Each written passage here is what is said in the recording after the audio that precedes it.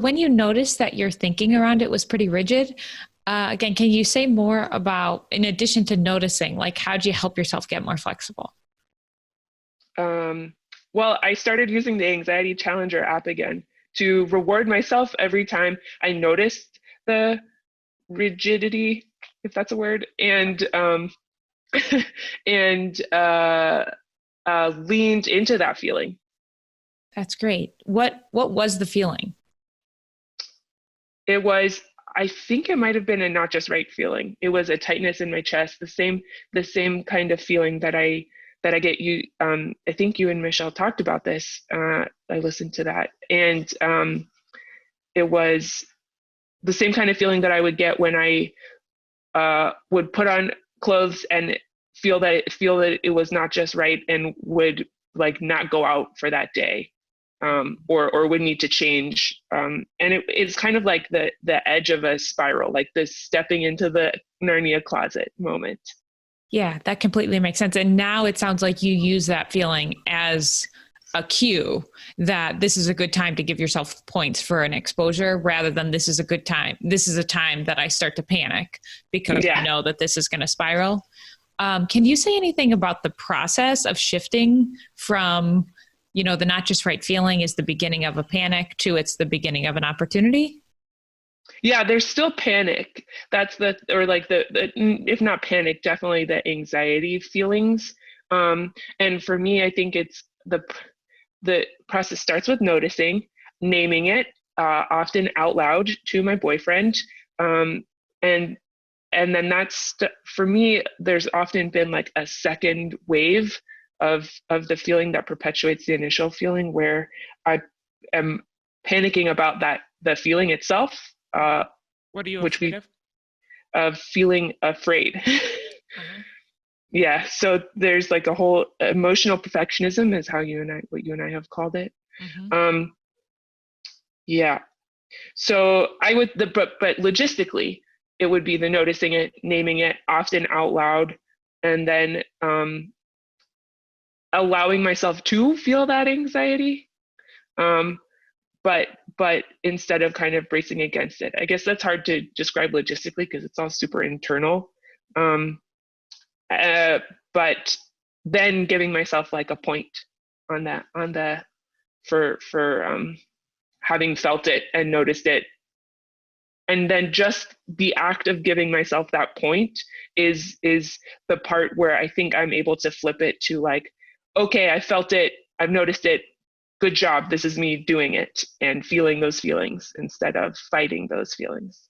Yes, that's wonderful. It might, I hear what you're saying that letting yourself feel the anxiety is so experiential that it's a little bit hard to explain.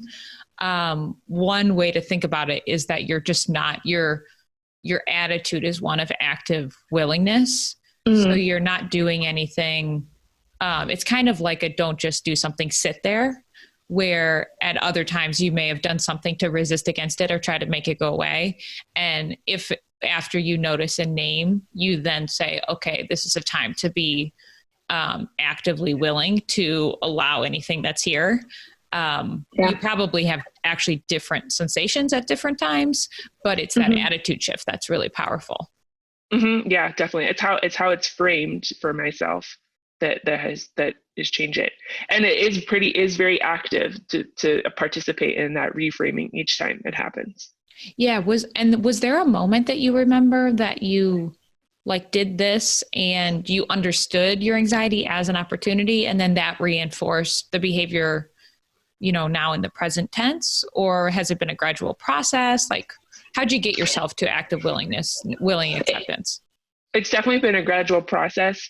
But I think that the part that helped it click for me, I've talked about laundry so much on this podcast and just with you overall over the past year, Yeah. but it was such a clear trigger and such a clear, it wasn't complicated for me. I never had to like really untangle if it was OCD or like a rational feeling, that how I was feeling about laundry literally every weekend of my life. Um, so I think that being able to practice was something that was that obvious, and that I didn't doubt myself, and I knew that what I was doing wasn't, it could be better. And it being so obvious, and not having to like have the discussion with you, like, is this OCD? Is it not OCD? Made it like a clear opportunity. Thank you so much for explaining it that way, because I think a lot of people enter treatment with a single content area or several content areas and thinking that they have to do exposure to that particular content area, and overall then their OCD will go away. So that's not really the spirit of treatment. It is true that we want to use the content area that you have at the time, because like you're saying, it can be more obviously, if you've come into treatment for that particular place that you get stuck, you're more likely to have awareness that is in fact OCD. And then we can use the fact that you suffer about that regularly as opportunities to practice.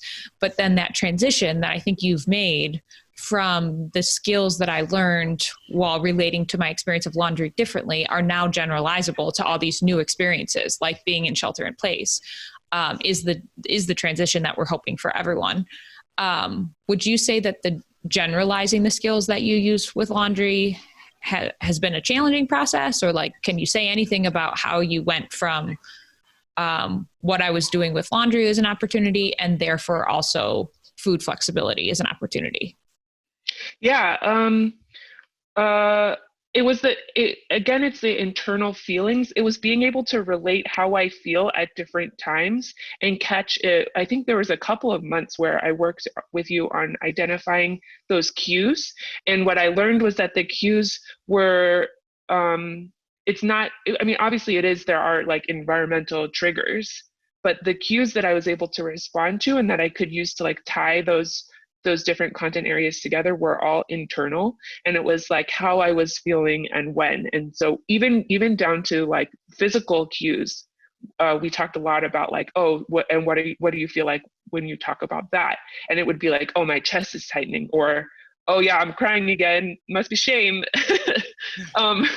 So yeah, being able to use how I was feeling about each of those times. And then also a little bit of like, I spent a lot of time feeling like I needed to like track back each feeling to a content area. And at one point you were like, just give it up. Like, it's not gonna, it's not helping. And I was getting like, I feel like I was getting OCD about tying each like outside trigger back to a key content area. And it just didn't matter, because the thing that mattered was how I was feeling in that moment. Yeah. Like Reed Wilson would say, like, all the content is junk. It does take a bit to transition into that, I think. Yeah. And so I'm happy to hear that that's what your transition was like. And I think I completely agree with you that it's the feelings that matter. I think one of the main interventions that even in the media, like therapists kind of are joked about, is we often say, can you tell me what you feel? And it's not a joke. It's often the case that once someone is triggered and they're having certain thoughts, they're not really in touch with what they're feeling. And then it's hard to slow down long enough to not act on their feelings. And particularly with anxiety and OCD, where the main thing that maintains the problem is acting on the feeling of uncertainty or other uncomfortable feelings and trying to make the feeling go away, really potentially outside of your awareness and before you even realize that that's what the feeling is. So paying attention to your feelings on purpose doesn't, again, like make it go away, but eventually you'll know yourself well enough that you use it as cues. And then if you can remember, oh, when my chest gets tight or when my arms and legs are tingly, if I feel a little dizzy, those are all opportunities, because that is signaling that I'm having anxiety. Or like you were saying, if I'm crying, I'm probably feeling shame. my regardless of what triggered my shame in the first place, my shame is a cue to connect and to share. All of those concepts are definitely the type of thing that we're hoping to generalize. And again, it seems like the way that you've been able to generalize these skills into this new, really global crisis and this difficult time for everyone is just really exciting to hear.